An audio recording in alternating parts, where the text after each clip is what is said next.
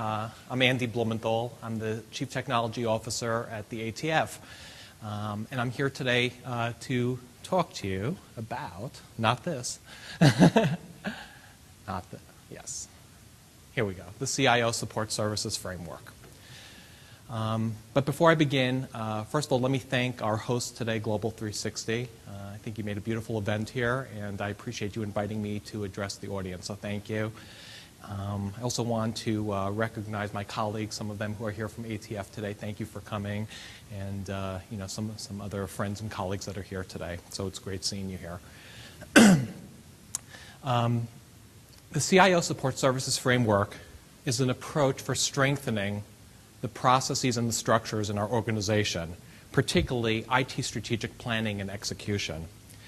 And this approach, which I'll briefly call CSSF, was featured in Public CIO magazine this past summer in August of 2009 in a two-part article that I had written for them. So I'm very excited to present it here to you all today.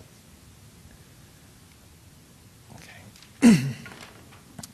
So I'm really going to build on what Nathaniel spoke to you about this morning. You know, he explained, you know, why we need business process modeling, the complexities in our organization, how we need to simplify and be more user-centric, and I think that was a great platform to present this to you. Because the challenge that we're in today is called crazy world, and this concept of crazy world comes from Public CIO magazine of May of 2009.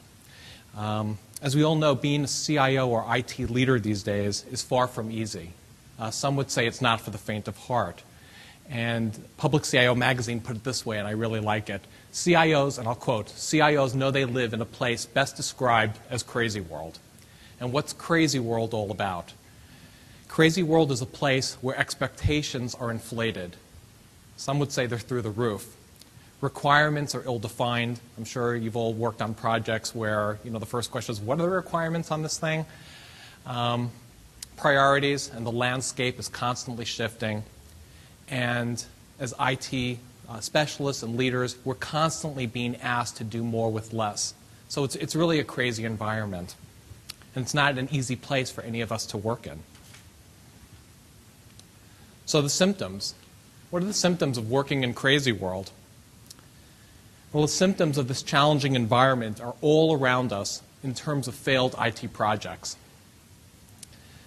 The number is not so clear on the screen there, but the Standish Group came out with a statistic just this past year, again, 2009. It's an unbelievable number.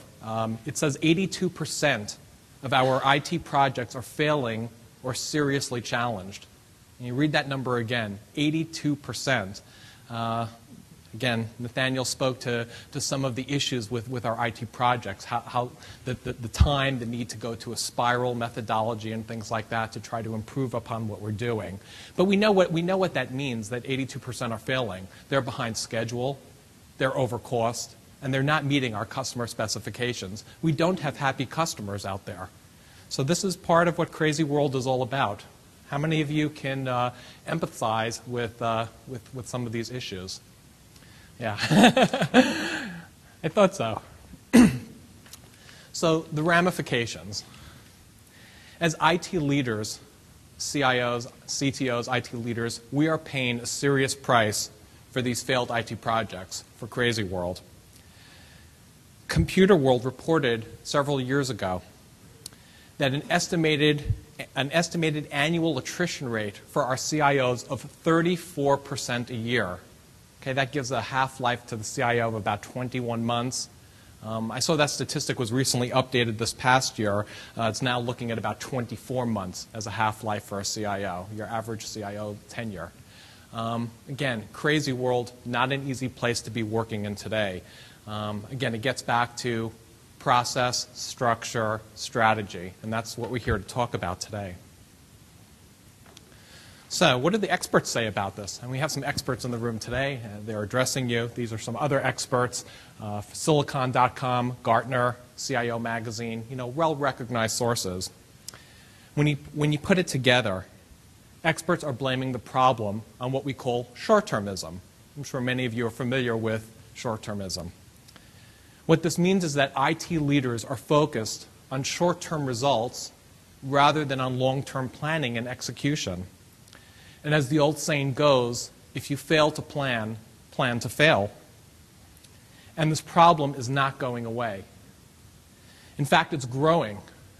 A recent study by PricewaterhouseCoopers, again, just this past year, on what they call the next generation CIO, states that over the next 4 years, CIOs will be taking on an expanded strategic role in the organization. We already see this happening today. And that they're ill-prepared, they are ill-prepared to take on this strategic expanded role. And they're being asked to do this at a time when IT is becoming more and more of a commodity, right?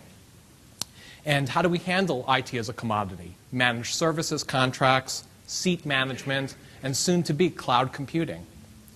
So at this time, CIOs are being asked to take a stronger role in strategy, innovation, ideation, and transformation of the organization rather than just IT operations, rather than just hardware and software. It's becoming more than a hardware and software issue. So there are a number of problems with short-termism. And I'm going to just talk to you about 5 of them today. Number 1, when we're being short-termistic, we're not being user-centric. And if you can take a quick second to look at the cartoon here, you know, these people in the organization are sitting around talking, and they're saying, if you are unhappy for any reason, we will feel really bad for you. Well, that doesn't do the customer very good, does it? Feeling really bad that we're not providing the products and services that they need in the way that they need it.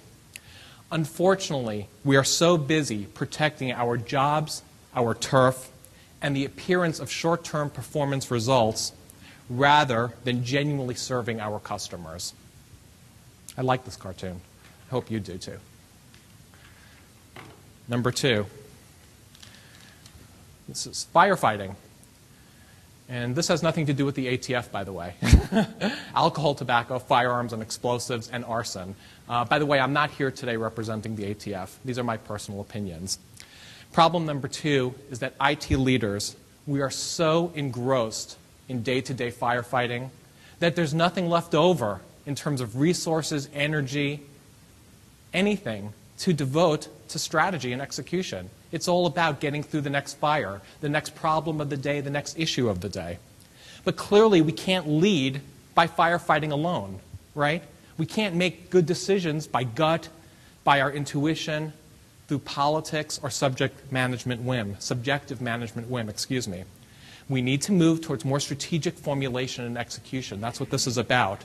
And some of the ways that we're going to do this, and we'll be talking about it more, is through a strong enterprise architecture, through sound IT governance, and through solid business and IT processes and business process management. Problem number 3, and I think many of you will be familiar with this one as well.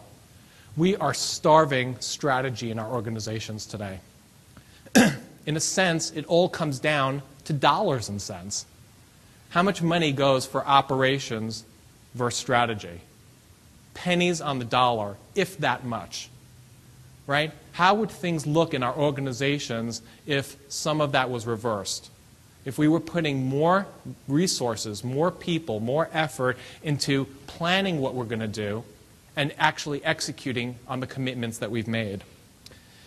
Generally, from my experience, and I'm sure I'm not alone here, even after the Clean-Cohen Act of 1996 that mandated the CIO, as well as enterprise architecture, governance, performance measurement, and management, and things like that, we still do very little on the strategy side. In fact, it's more like an afterthought. Problem number 4 with being short-termistic. We are running whatever IT strategic functions we do have in our organization in silos. We have redundant life cycles, oversight, and compliance reviews. In a typical government organization,